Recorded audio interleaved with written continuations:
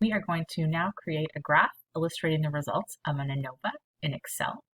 This process is almost exactly the same as creating a graph for the results for an independent means t-test, except we have one additional group here. Remember, for the independent means t-test, we were essentially just creating a bar chart where we were presenting the means of two groups. Now for this ANOVA figure, we're going to create a bar chart presenting the means of three groups. Okay, so it's pretty similar to what we've already done. There's also one little extra step for getting the error bars.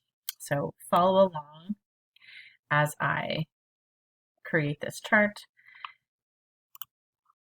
Okay. So first, we need to get the mean and standard error into Excel, right? So if you just go back on your Jamovi output, you will see that in the descriptors that we asked for, the standard error is not there. We need the standard error and not the standard deviation to construct the error bars, because remember the error bars are giving us a visual representation of the confidence intervals. And for that, we need the standard error and not the standard deviation. Easy enough to ask Jamovi to give us the standard error. Let's see, in the mean dispersion section, we're just going to ask for the standard error of the mean. And there we have it. So we are going to copy this table into Excel.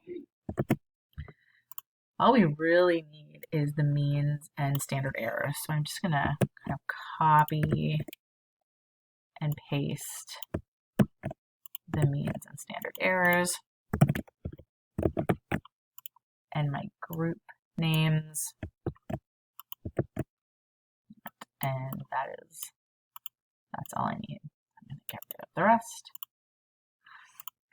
And here is my data. So recall that. First, we are highlighting the group names and the group means.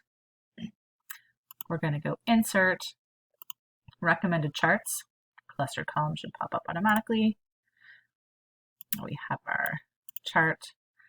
We're going to delete the chart title that Excel gives us, because we're going to create our chart title kind of outside of the chart, just underneath where we have figure 1, right? We've done that for our other graphs.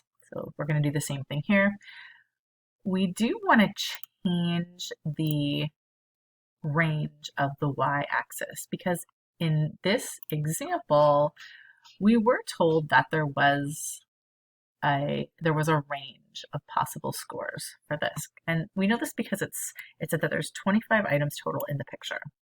Okay, so we want our scale range to be, so we're gonna click on the y-axis, right click, format axis. We're gonna set our minimum at 0, we'll leave that, our maximum is 25. Okay, there we are. The next thing that we may do is add a title for the y-axis. And we might call that number of items remembered, or something like that. Okay, so there we have our bar chart displaying the means for the three groups. The very last thing we want to add is the error bars. So this is where we need our standard error. Remember that to do this, we have to go on the chart elements, click on error bars. We're going to click on more options. Notice that sometimes when this pops up, you don't automatically see that space to enter our error bars as we did before. Sometimes there's 3 different icons that you can click on in the error bar options. And sometimes Excel will put you on the paint can, sometimes it'll put you on the little shape, and sometimes it'll bring you up to the bar icon. And if it doesn't bring you up to the bar icon, you'll be like, where's my Where's my thing that I need? So just don't despair. Just make sure you're on the bar. And then when you're on the bar, you can look for that very last option, the custom option, as we have done before. Specify values. For positive error value, click on the arrow, the arrow, highlight the standard error.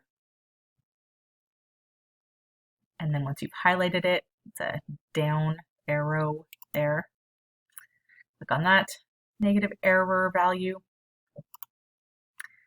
Same thing, you're highlighting the standard errors. There's a lot of like errors and arrows. It's confusing, I'm sure. Anyhow, highlight those little puppies, click OK, and that will give you your error bars. And then you're done. And then the last thing to do is just to insert it in your APA write-up. And with that, you're going to give it a title. You're going to label it as figure 1 and then give it a more descriptive title.